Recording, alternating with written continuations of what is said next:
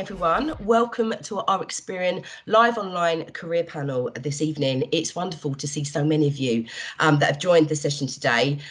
We've got students across secondary and tertiary education across the entire UK, so really exciting. And we are absolutely thrilled to be able to share this session with you that will include a short presentation from Maria Whittingham, who is the Early Years Career Specialist. Thanks for joining us, Maria. Followed by a panel discussion with Deepak Patel and Rebecca Noonan, who are both graduate data analysts. So this session aims to engage, inform and inspire you to consider a career in data while showcasing the many entry points into Experian. So we know that trying to work out next steps can be very overwhelming, and we want to share with you today the career journeys of the graduate data analysts so far, talk about the application and recruitment process for Experian, maybe some hints and tips, and give you an opportunity at the end of the panel session to ask some questions to today's panelists. This session is being recorded and will be available on our website along with all the relevant career links as well. So on that note, let me pass you over to Maria. Maria, can you give us your presentation, please? Yes, absolutely. So I'm just going to start sharing my screen for everybody now. So hopefully that starts to share in a moment. Can you see that, Rachel? Yes, I can. Thank you very much. Brilliant. All right. Well, thank you everybody so much for attending our panel today. We're really excited to meet you. So my name's Maria and I'm the Senior Talent Acquisition Partner at Experian for Early Careers. So essentially my role is looking after our recruitment across the UK for our apprentices, graduates and placement students as well. And also on the panel today, we have Deepak and Becky, who are both graduate data analysts. And so you'll be hearing from them a little bit later in terms of their career journey and their career journey into data and all of that good thing as well. And you'll be able to ask us all questions at the end too. But firstly, just before we go into the career panel, really wanted to start off with kind of explaining a little bit more about Experian and what we do. So firstly, when I ask people what they think Experian actually does, most people just say credit scores. And actually, this is true, and it's a great starting point. But in addition to this, we also operate across so much more than just credit at Experian. So we're going to firstly start off with just a bit of a brain teaser. I'm not going to give you too much time to think about this, but wanted to ask what these things have in common, what these companies have in common. I've given you a clue on the slide as well to think about what they use to deliver their services. So I'm going to give you a quick moment there, just have a little think about trying to see what they might have in common. Would you like them to put their answers in the chat? Yeah, if anyone wants to pop their answers in the chat, then that would be good, and we can start to see what people think that the answer might be. They use Experian as one of the answers. They're all apps. Analytics. Bro, yeah. Lots so of stuff. Perfect. Well, lots of you have hit the nail on the head, really. So all of these apps and all of these kind of websites are all powered by data. So for example, Instagram use data to understand your behaviours and understand how you use their service to then kind of pitch content and recommended content in line with your preferences. Similarly, Xbox will use data to create their league tables and showcase, top rankings and trophy collections. And Netflix, again, use your data to kind of, with their recommended sections and really, again, understanding your behaviour as a consumer and how you interact with that service. So everything of these is powered by data. And then that brings us back to the original question, which is, what do Experian actually do? And we actually unlock that power of data. So we unlock the power of data to create opportunities, improve lives, and overall really just make a difference to society by helping organisations and consumers and also society really just to understand and make sense of that data.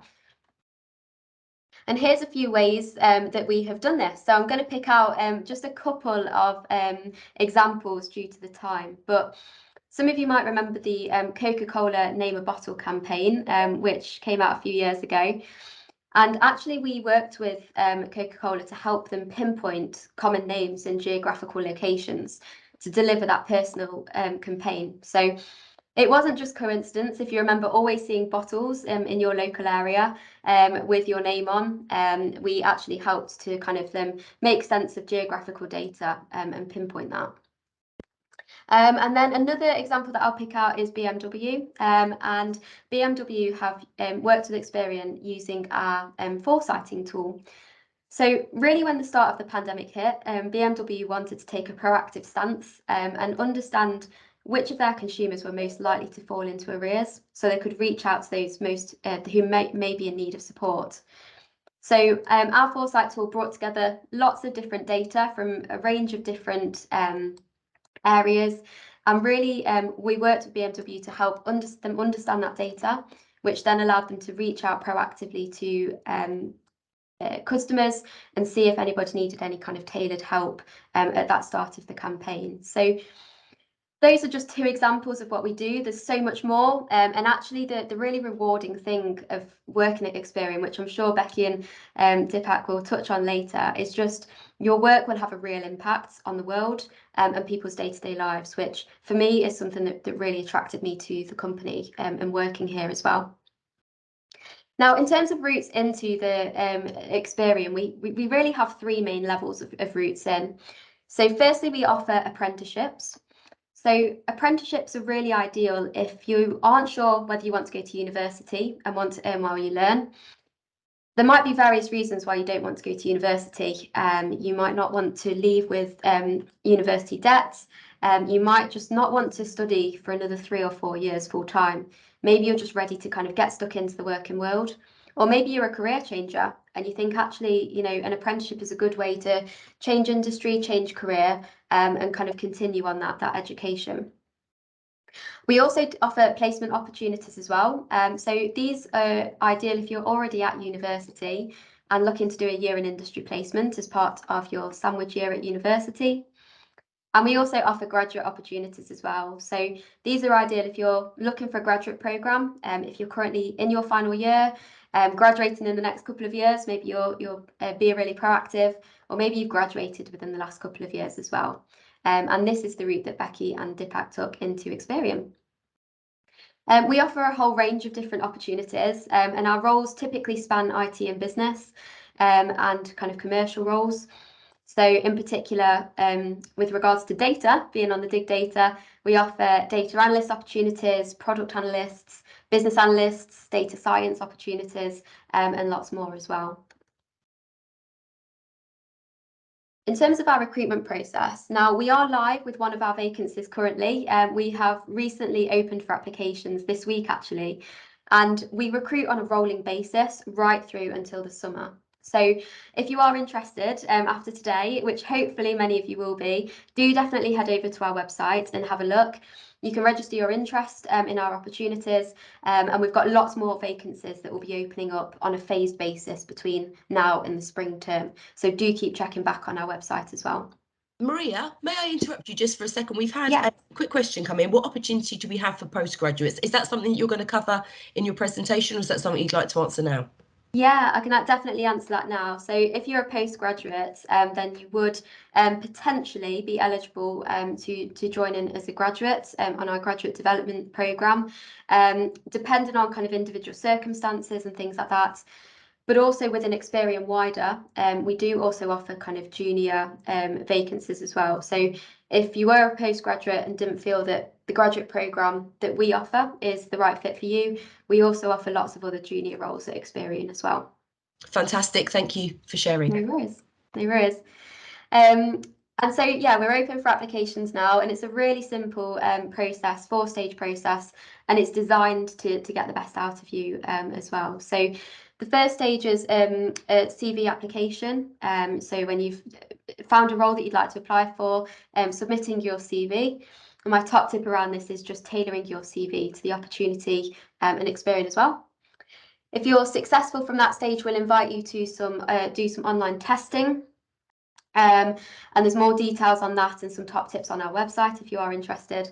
Following that stage, if you're successful, you'll be invited into a video interview. So that's a one-way pre-recorded video interview. And then finally, if you're successful from all three of those previous stages, you would be invited into an assessment centre for the opportunity as well. So happy to answer any questions about that at the end.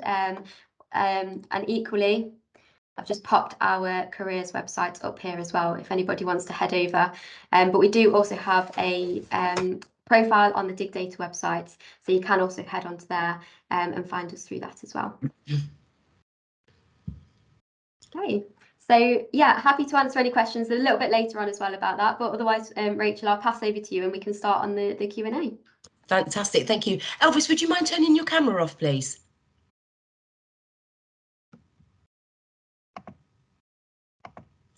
Elvis, you've just joined the call. Can you hear me? Can you turn your camera? I just put it on. Okay, great, thank you. Okay, fantastic. So let's start with the panel session. Elvis, sorry, can you turn the camera off, please?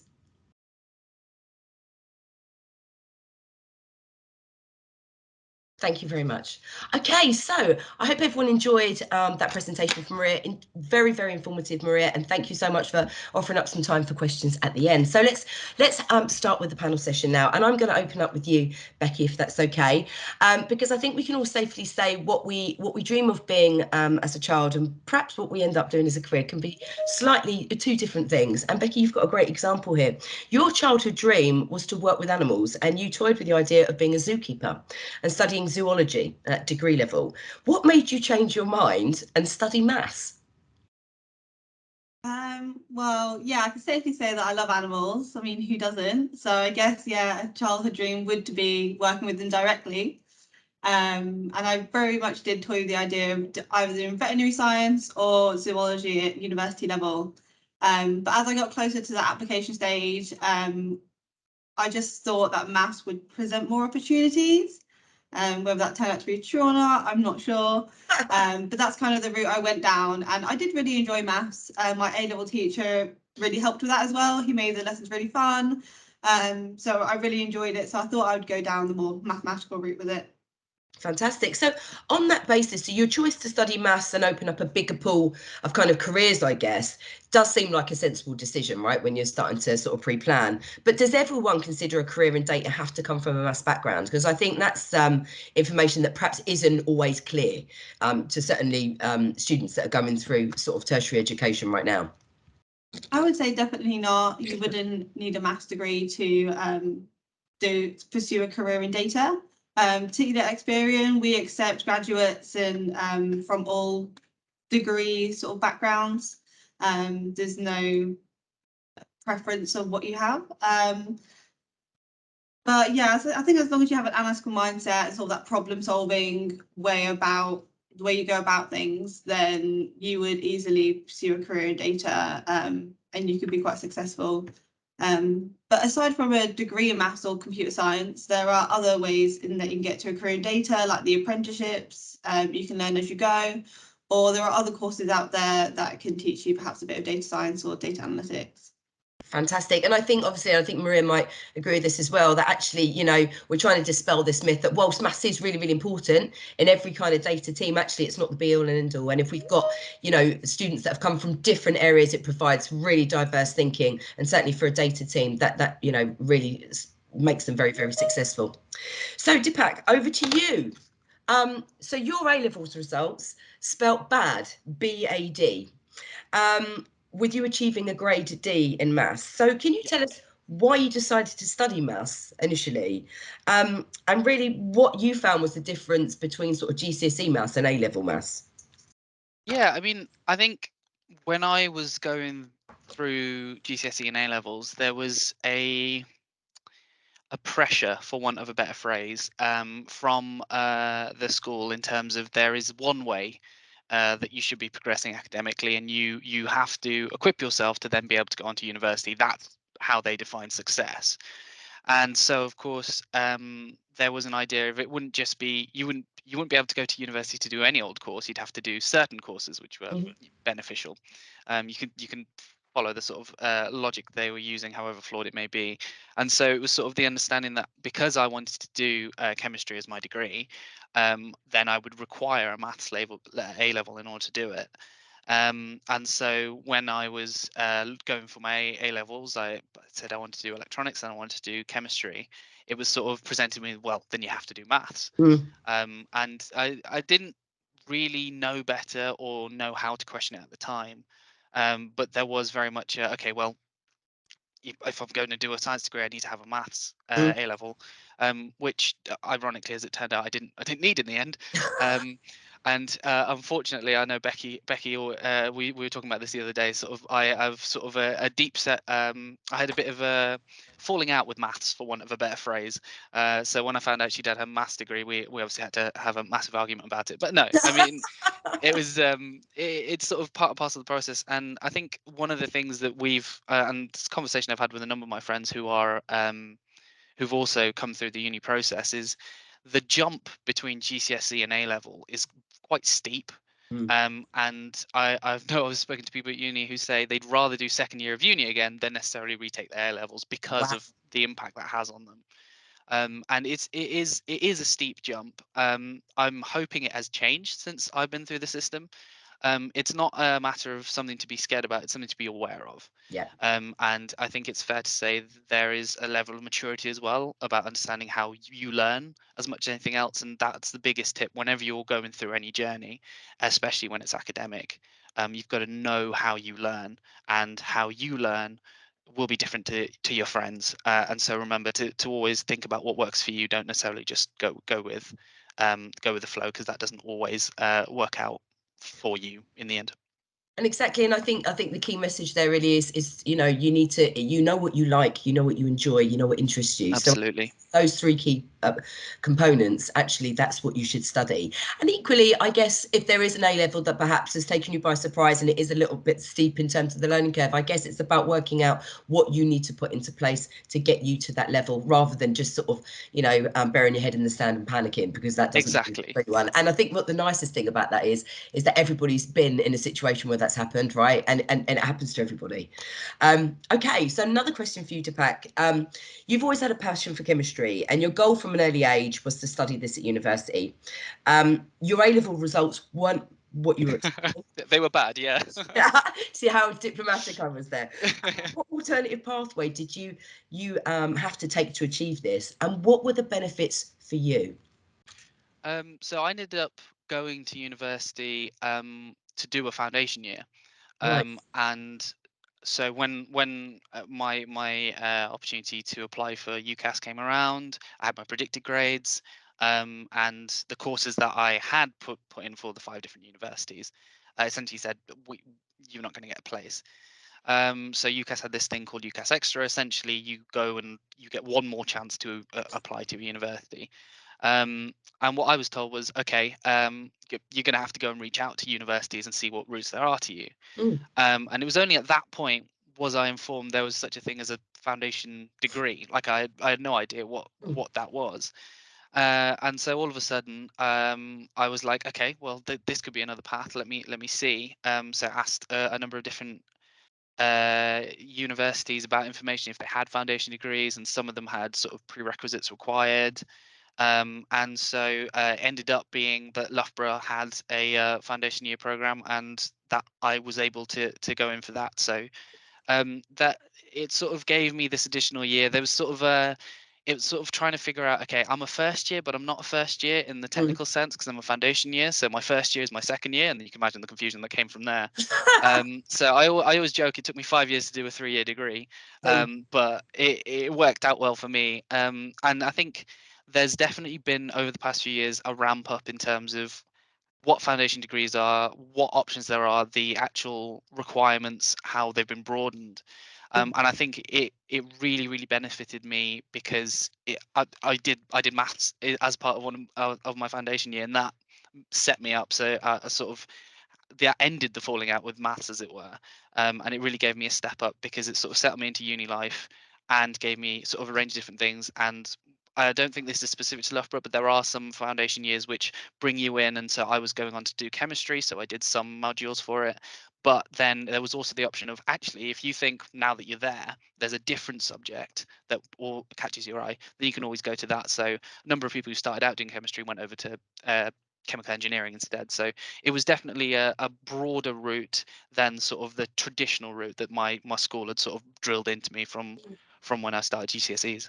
And I guess also from just what you're saying there, you seem incredibly pleased that you've done it. It sounds like it really, really prepared you after what could only be described as quite a traumatic time with panic. What am I going to do? What am I going to do? What am I going to do? And I guess actually it's really lovely to share that with the audience, because if there's anybody that is a little bit nervous about doing a degree or is a little bit worried about what potentially their A-level results could look like, that's another option. So thanks for sharing that.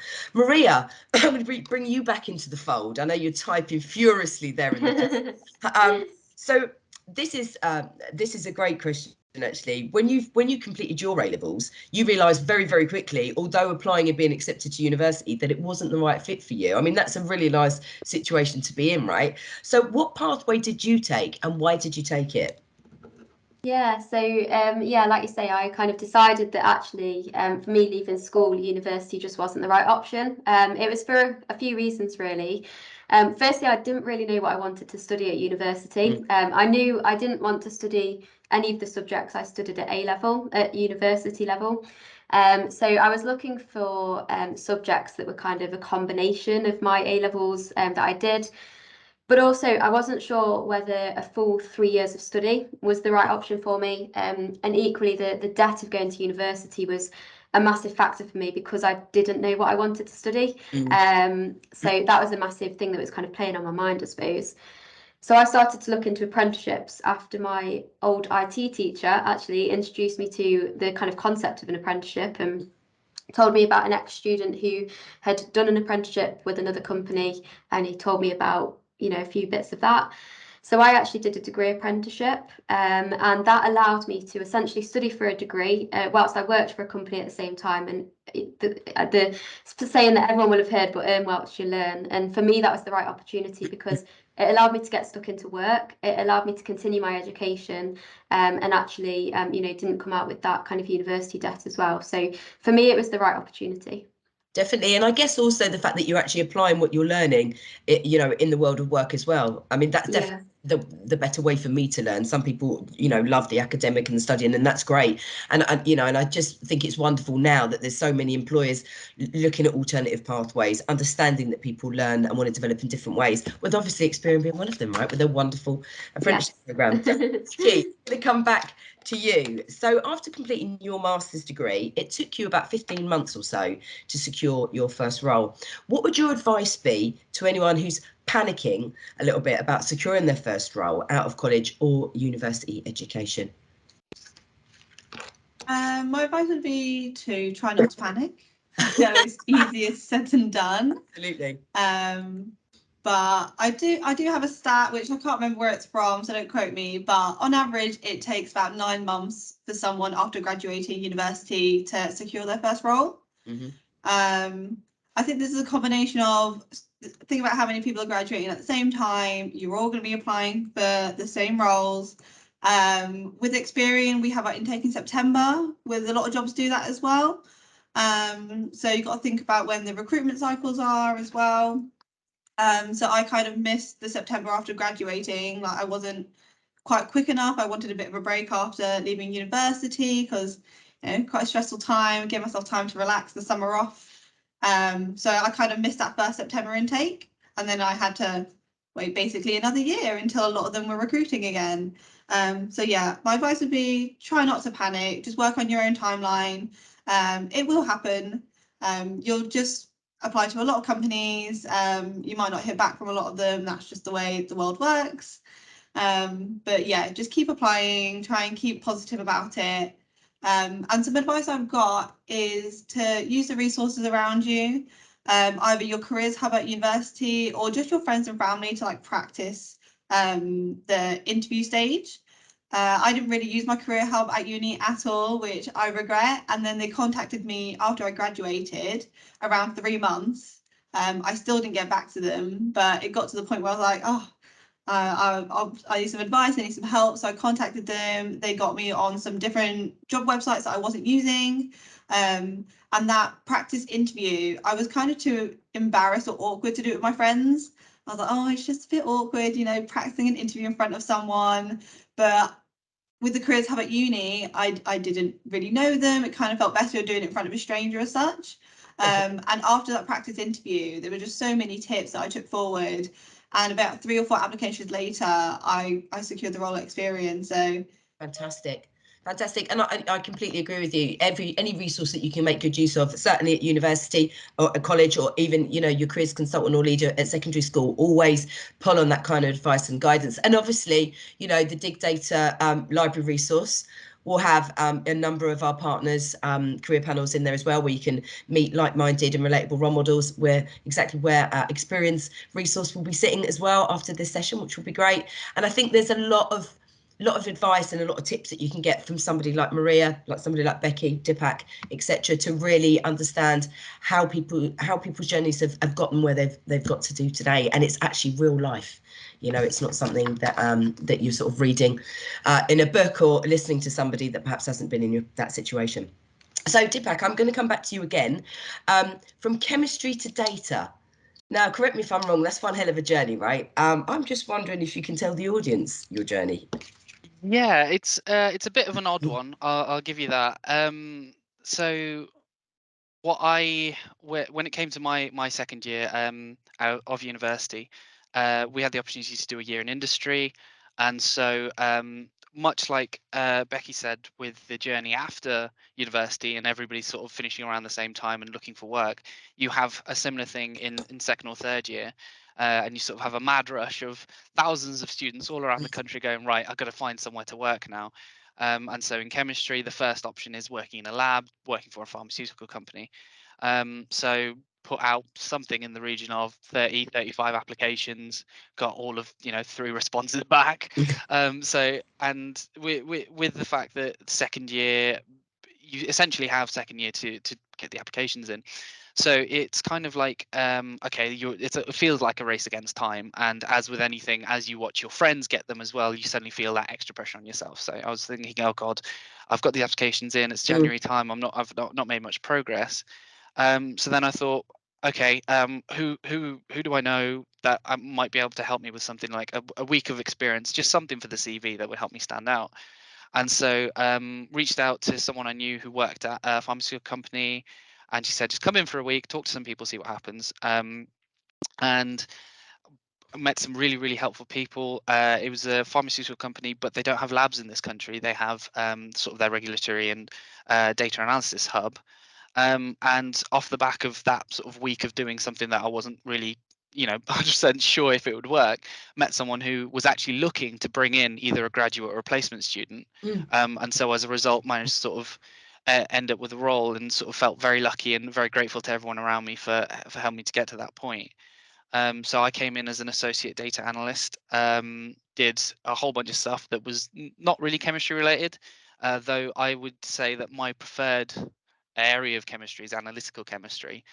So rather than sort of standing at the glassware watching it turn from brown sludge to red sludge for 6 hours and then it's the wrong sludge, I much preferred throwing it in the machine and let the machine give me some numbers out the other end. So you can imagine it's quite an easy switch in that sense. So then after I did this placement, whilst I was doing it, I really, really enjoyed it, sort of found something else that I found fascinating. And as much as I love chemistry, I thought, okay, this is somewhere where I'd like to go, and sort of carried me through. And once I'd done that and come back, then I sort of started having more conversations with the chemistry faculty, and they were saying, actually, you find a lot of scientists do end up going in roles that you wouldn't think are science. So data science is, of course, a science, but not one of the traditional ones. And on your note, actually, about Becky wanted to do zoology, one of the people who I actually worked with in one of my teams in Experian, she has a zoology degree. So even when you think that's so far left field, she's still here, kind of thing. So it's less about what you come out with on that piece of paper, be it at A level, be it at uni, be it afterwards, kind of thing. It's about sort of the skills you've got along the way. And so it is a bit of you think it's a pivot, but then you sort of walk it through, and actually it fits quite well because it's that same sort of analytical mindset. Absolutely, that's great, and I just love that journey. I could listen to that and the zoology one all day long. I was so happy when Becky told me about that, and when you told me about your journey from chemistry to data. So Becky, I'm going to come. Deepak, I'm going to ask you a question. Actually, I'm going to keep you on the floor for a couple of seconds. So you're now 1 year, I'm right in saying, into your 2-year rotational graduate scheme at Experian. Firstly, can you tell us why you wanted to join a graduate scheme, what a rotational graduate scheme is, and what kind of exposure you've gained across the business? Yeah, so the way that a grad scheme was sold to me, and this is sort of not experience specific, this is just sort of the general knowledge I had, it's sort of a transitional phase. So you're not sort of what we would term a direct hire, you're not going straight into the company. It's a bit more about, okay, well, you may not have all the knowledge, and we're going to sort of extend your training over a number of years and push your development, and that almost an extra element of coaching there. Not to say that if direct hires don't get trained as much, but it's sort of a sort of more elongated process, and it's sort of about finding your feet and being exposed to different parts of the business.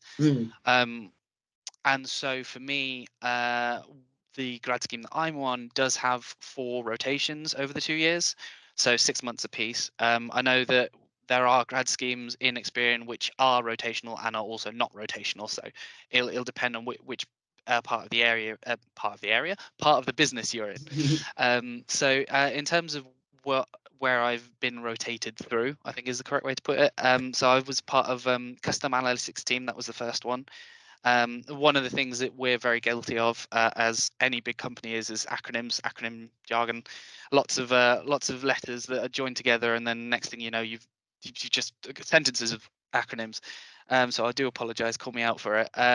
But so I joined Custom Analytics, and they're a team where they provide bespoke analysis and solutions to companies. So say, for example, you're a bank and you want to check if your screening for new customers is still relevant. If, say, post-COVID, you'd bring it to the custom team and we say, okay, we'll develop you a new solution. And so it's a lot more client-facing. And then my second team was Bureau. So that was working much closely. So literally making the credit scores that sit behind what you see on the app. And that was much more business. So less external clients, more working with other people in the business. And then I've just started my economics rotation, which is obviously very topical.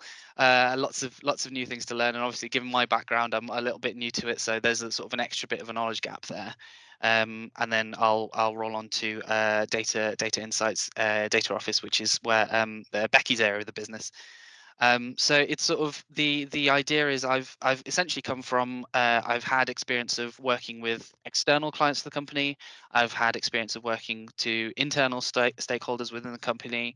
Economics again is a more client-facing one, and the sort of different levels of the business. There's just so many different aspects that you just wouldn't expect. And as you can imagine, we have to build the score. If we just follow the sort of the credit score thread, someone's got to make the score in the first place. Then we've got to test the score. Then we've got to make sure it works with the tech that we've got. Then someone's got to put it into an app, and then we've got to sell the app. And then so you can just see how it's sort of like snowballs from there. And that's one of the great benefits of the grad scheme is there's sort of a lot of work that goes into making sure you're building a network along the way. So after a year, I could probably name 10, 15, 20 people who I'd be able to go to on specific issues. And that'll be really useful just going forward in the rest of my career as well. Fantastic. And I think that exposure does really open your eyes up to, the mass of problems that Experian solve every day, right? And also where your sweet spot is. What do you like? What part fits you? But actually, but still continuing to learn. So fantastic. Becky, I'm going to end with you now. Congratulations. You've just completed your 2-year graduate scheme with Experian. You've now started your new full-time role as a data manager. Can you tell us a little bit about your new role and maybe some of the responsibilities that you have? Yes, of course. So yeah, I did the data analyst graduate scheme, same as Deepak, and I did 4 rotations within the data office function of Experian. And I clearly enjoyed it because I've got to stay on. But yeah, the rotational program is really good because you get to try all those different aspects of data analytics, and now I've moved into a slightly different role as a data manager. But I would say my role now currently, so Experian they get data in from all sorts of places, all sorts of clients and lenders, and then we categorize those into data assets. So we'll have probably hundreds of data assets within our bureau. And the role of a data manager is to own several of those assets. What is an asset? Can you explain to the audience what an asset is? Sort of break that down a little bit. It's just like a group of data. So we'll have keys data, which is like consumer card data, or we have CAPS data, which is consumer search data. Right. So yeah, these are all sent into our clients. And I'll own a few of those now. So there's the compliance side of it. So there's making sure our data is in line with rules and regulations set out by the government. So I guess that's the more serious side. We want to make sure our consumers know that their data is safe with us, that we're only using it for secure purposes. So yeah, there's that side of it. And then there's the other side, which is more of the analytics side. Even though I haven't got an analytics title, I would still say I would still feel like a data analyst. So there's having your assets and then looking at that data, seeing where it can be improved, either the data quality or seeing where it can be used in the business where it's not perhaps used at the moment. So there's some really untapped potential in some of our assets, and it's trying to look at market trends, trying to predict what our consumers are doing. And essentially it's all about the consumer. It's trying to make sure our products are tailored to them, that they're getting the best deals out there, and that their data is secure. Fantastic. And it sounds actually, Becky, like it's quite an innovative role as well, right? So you're thinking continually, how do we use this data? How can we get the most out of it? You know, who will benefit from it? What can we do to improve it? You know, so there's a lot of creative thinking there as well, which is nice. And I'm assuming quite some nice sort of tasty little projects for you to get your teeth into as well. Yeah, definitely. It seems like it's very much up to me as the data manager of those assets of what I do with them. So yeah, there's very loose terms around what I can do with them, and I can drive the direction of where I want to go. Right, brilliant. That's great. Well, look, that's our panel session completed for today. I guess now's the time to open up any questions to the floor. Maria, I know you've been there's steam coming off literally off that keyboard, I can see. So thanks everyone for asking questions to Maria. But now, if you would like to, would you like to tap a question into the chat function if you've got anything that you'd like to ask for any of our panelists? Yeah, I'm just having a look to see if there's any that I haven't yet come back to as well. So we have got one question here that was submitted, which said, do you offer any chartered accounting qualification like ACA? Now, for our early careers roles currently, for the year ahead, we aren't currently, we don't have any opportunities like that. However, one of our opportunities for finance graduates do often study a kind of financial qualification alongside that as well. Which is called SEMA. So we will have an opportunity coming up for that. So definitely check our website. But currently at the minute, we don't have any opportunities that would have that ACA qualification alongside it. That's not to say though that we won't in the future. So definitely keep an eye out for any other opportunities that might be coming up. And I guess bringing that into kind of a wider point is kind of around the development and support that you have when you join us as an early careers member. And I'm going to go over to Deepak and Becky as well, who can give their experience of this. But you do have a lot of support when you join Experian in one of our opportunities. So you have people like your manager, your mentor, a buddy alongside you, and we have a specific early careers development opportunity for all of our apprentices and graduates as well. And essentially it's designed to give you some key skills to kind of help kickstart your career as well. And Becky and Deepak, I'm not sure if you kind of wanted to say about how you found that coming in as a graduate and having that, you know, graduate development program support. Yeah, I'll go for it.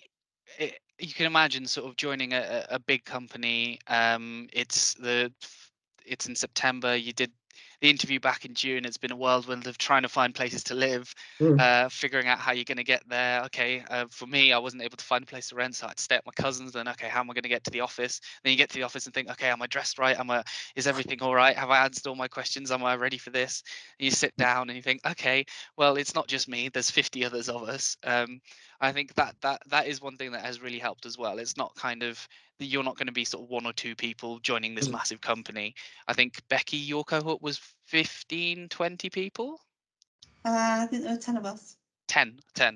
So there was 10 in Becky's cohort, 50 in mine, and I think we just finished onboarding the latest cohort, which is about 104 people. Wow. So it isn't just sort of it'll be you and the team you're working in. You have this network that you start with Sounds right like a from little the off. community, don't you? Quite literally, yeah. It's gone up in terms of organising anything we do. Suddenly went from sort of 50 people to 100 people. Yeah. Becky's sorted a lot of email lists out as a result. So it's not just sort of the professional stuff, but we've had training for the roles we've got. We've had training for the entire business. We've had training for just early careers. So it's sort of meant to be a very holistic journey in terms of how you go about it. And it's not kind of, okay, well, you're the grad, go and sit in that corner, go and learn that thing. You will work on this for the rest of your life. It's okay, well, you've done that. Let's see if we can get you to do this. If you've done that, then what have other people in your network done as well? So there's lots of support and there's lots of people that you can talk to as well. Fantastic. And I think the other thing about Experian is everybody's very good. Like, we're very used to asking questions and get those answers back as well. So even if you don't know someone, but you want to know more about their part of the business, you can just sort of drop a message and say, by the way, I'm new here. I want to learn a bit more. Please, could you tell me? And every time I've done it, someone's always come back and said, yeah, absolutely. Let's go and have a chat, kind of thing. That's fantastic. Absolutely fantastic. So there's another question that's just come in. Where is Experian based? Nottingham. Do you have an office as well? We do, yeah. So, sorry, the lights in this room keep going off. So we have an office. Our headquarters is based in Nottingham. We do also have some other offices. So we've got an office in London and Glasgow as well. Primarily, there are our kind of main offices. And just a very quick question. I don't know if it's come through the chat here, but if you are working on an apprenticeship or a graduate scheme, are you? Is it completely office based? So it depends on the apprenticeship. So one of our apprenticeships is office-based because of the requirements of the job. However, the majority of our apprenticeships are hybrid. So you'd be balancing kind of home working alongside kind of your studying as well. And Experian as a whole, where we can, some roles, as I say, don't due to the requirements of the role, have to be office-based. Yeah. But on the whole, we work on a hybrid working approach as a whole company as well. Fantastic. And I've got another question here. For the apprenticeships, are there any grade requirements? There are, yes, because the grade requirements are something that's set by the training provider that we work with. So they differ between each apprenticeship. So it's worth having a look when our jobs go live for apprenticeships, which will be in January. Then it's worth having a look at the individual requirements for that apprenticeship. Absolutely. And what I'll do, Maria, is make a diary note for January, and we'll make sure that's popped up onto the library resource as well, so that everyone can access that. So we've got here, is Year 10 considered a GCSE level, and are there apprenticeships available for them? So GCSE is, I think we've answered that question. It's you do them from GCSE upwards, don't you? Yes, we do. So the minimum apprenticeship requirement that apprenticeship level, that we offer at Experian is level 3, which requires GCSEs to get onto that qualification because it's a post kind of GCSE apprenticeship. There are other apprenticeships out there. So there's like level 2 apprenticeships, for example. So it's, if that's something you're interested in, there might be other organisations offering those. But at Experian, we start at level 3 apprenticeships. Excellent. That's great. I do know that actually, I think BT do an apprenticeship a level 2. Not sure in what sort of roles, but they do have a breadth of roles that might be offered. And actually those details can be accessed in our library resource online if you were interested in exploring that further. Are there any marketing related roles? So this isn't a kind of role that we have as much at Experian. However, this year we are planning to be recruiting a marketing placement year student. So definitely keep an eye out on the website and in future as well. Fantastic. And actually, you mentioned at the beginning of the call, Maria, that you'd opened up a placement vacancy. hadn't you? Yes. So Yes. So tell us a little bit about that. So we're currently, we've gone live with our first vacancy, which is a data analyst placement. So nice and topical on the Digdata. So yeah, that's essentially designed at people who are currently studying on their degree, looking for a year in industry placements. And coming up soon, as I say, we recruit on a phased approach as well. So over the next few weeks and months, we'll have more and more roles going live pretty much every week. Right. So definitely check back. We've got great graduate data analyst roles going live soon, graduate software engineers, lots and lots of opportunities that will be posted up on our site. And can I just ask, obviously, the bigger that obviously your intakes get and you've got vacancies coming up, would it be safe to say, then, Maria, that you kind of recruit throughout the whole year? Yes. So you yeah, don't very like much we only do October and then we have an intake for that. Actually, it's really advantageous for the audience here to keep an eye on the website all the time, probably, sort of bi-weekly. And just out of interest, how long normally do you have your applications open for? So usually our applications are open for about 4 to 6 weeks, depending on the opportunity. So yeah, definitely check in those websites regularly, or register your interest as well in the opportunities. Yeah, that's great. Thank you for that. So we've got here, our apprenticeships or working. Oh, I know we've done that. Okay, we've done working from home, which is great. We've done. Let's have a look here. Post A levels, what is the average length for apprenticeships, and are they all working to degree level or varied? If they are uni based in part, is there one uni that you specifically use to deliver the learning? That's a great question. Yes, it is a good question. So the average length of apprenticeships differ depending on the level. So level 3 apprenticeships, for example, tend to be between 18 to 24 months. Right. Level 6 apprenticeships, because they're equivalent to degree level, tend to be between 3 to 4 years. And we do have specific training partners that we work with for our particular courses. And so that information as well would be in the job ad to make sure that you can go and have a look at the kind of thing you'd be studying on that apprenticeship with that provider. And just a quick question. So if you decided to do, say, a level 3 apprenticeship, okay, and you finished that apprenticeship and you wanted to continue working Experian, but you didn't want to carry on an apprenticeship to go up to degree, is that also a choice? Yeah. So yeah, there's lots of opportunities to kind of do things like that as well. So I think the one nice thing really is that there's no one sort of set route. So I think with apprenticeships there are some eligibility requirements in terms of you can't be studying an apprenticeship if you've already studied a qualification, for example, at the same level. Right. So there are some requirements around that are set again by regulations and things. However, yeah, there's lots of opportunities. But I guess the fact that what I think the point I'm trying to make is, if you don't want to go up to a degree apprenticeship, you don't have to. Oh yeah, absolutely. There's loads and loads of different kind of levels available. Fantastic. So we've got here, I have a question. How do you find the Experian environment and work culture, and what do you think is the most challenging thing about the sector you work in? Who are we going to throw that one out to? Becky, I think it's got your name on it, that one. I don't mind taking it. Yeah, I love the Experian culture that we have within our business. It can be quite scary starting at such a big corporate company. When I did join, I did wear like a blouse on my first day, trousers and heels. I was like, okay, look all professional. But no, in some areas you might have to, but it's quite casual unless you're in the sales team. Yeah, just people walk around the office in hoodies and jeans. Yeah, everyone's quite informal. Like, I feel like I can approach my manager about anything, ask any questions. And then there's loads of things organised within Experian. So we have the UK&I Great Place to Work team, as Experian is a verified Great Place to Work. So they do events, like in September we had a sports day at the office. Wow. That was really fun. And they do events like that. They do networking events. There's often like free food being given out. And then within early careers as well, we have a great social sort of group going on, an environment. So we'll organise socials with all our early careers members. There's great networking events and workshops being put on all the time.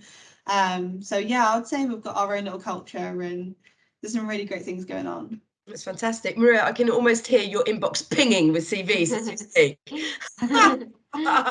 So do you have positions for postgraduates? We touched on this right at the beginning of the call, that just completed studying a master's in business analytics with years of experience in other functions and transferable skills. That's a really interesting one. Well, can I obviously throw that over to you, Maria, if I may?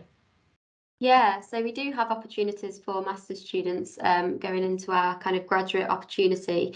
Touched on it before, but all of our graduates will go on to our graduate development programme. And so that is really designed for kind of getting started in the industry.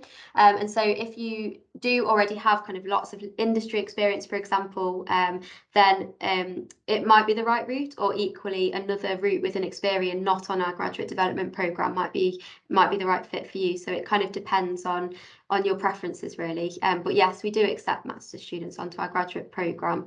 Yeah. And just so that I'm clear as well, because you did mention something earlier, if there is somebody right now that jumps onto your early years web pages, Maria, and they think, actually, you know what, there's not something right now that kind of suits me, but actually what I'm looking for is X, or I want to be kind of considered for anything that comes up. Is there a sort of standard mailbox that they can send their CV to that gets sort of screened on a regular basis? Yeah, so on our website at the minute, we have a register interest function, and so you'd be able to register your interest for particular roles. So you can register your interest for analytics roles, so that would be like our data analyst type roles. Right. You can register interest for software engineering and IT roles, and then also commercial roles, which is things like our sales graduate opportunities and sales apprentices and things like that. So register your interest if you are interested, and then essentially you'll be notified when new opportunities become available. Fantastic. And is there any way that you could potentially share that link in the chat for everybody? Just yes, absolutely. Yeah, okay. And I think we covered this apprenticeship starting in January. You said there's a new apprenticeship starting then, didn't you? Was that the marketing one? So our apprenticeships will be opening for applications in January, and they'll all be starting in September next year. Fantastic. Are there any opportunities for A-level students? Yes, we've touched on that, haven't we, in terms of apprenticeships? Again, you know, keep an eye on the career pages.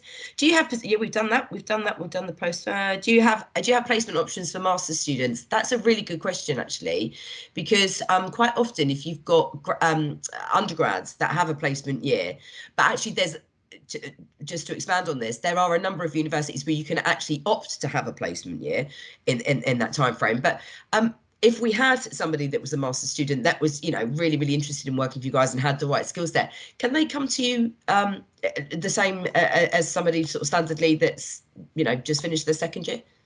Yeah, so most of our placements are designed for kind of undergraduate sandwich year courses. However, there will be kind of individual requirements for each of the roles. So definitely have a look at the job ad. And if you've got any questions around it, we can look at it as well. And you can email us, and yeah, we can have a look and kind of discuss with you as well. Great, that's brilliant, thank you. And we know apprenticeships advertise in January, they start in September. Are there graduate jobs also for the people who require tier 2 sponsorship? So we are open for opportunities for sponsorship. So some of our roles, again, due to requirements, can't. However, the majority are open, and we are able to sponsor. Fantastic, that's great news. Brilliant, thank you. Again, about the masters and the placement. I'm a master's data science student. Do I have opportunities? Do I have any opportunities? If yes, where can I apply? We've just answered that again. Brilliant. I've got a lot of interest here. This is great. Is data analytics a good placement for economics, finance, and international business students? So I can answer the first bit of this, and then I might pass over to Deepak and Becky. So for our data analyst placements or data analytic graduate student opportunities as well, the really key, which is something that Becky touched on earlier, is that numerate, so kind of numerate understanding, analytical understanding. So generally we look for a numerate degree, and if you're kind of working with data as part of your degree, then that's likely something that we would be looking for. I know Becky studied maths and kind of had that kind of element of working with numbers and that kind of data analysis through that degree, which is kind of similar to, you know, that kind of skill set, really. Absolutely. Well, I can safely say as an ex-recruiter that economics and finance will certainly have a lot of numbers in there. And actually, the business angle would be great, you know, a great kind of area also to bring to the table. So, you know, I'm not trying to recruit for you, Maria, but I'm just saying that sounds a pretty good candidate to me. Okay. Yeah, we've got that. Do you offer anything to anyone in Northern Ireland? So not through our early careers team. We don't currently have any opportunities available in Northern Ireland, but definitely check on the careers website, and you'll be able to filter by location and see if there's any opportunities through that. Perfect. And we've got here, what skills can a business management student develop in a data focused career? So, I mean, I guess, Callum, what we need to know really in terms of sort of modules is how much sort of data, if any, is in there.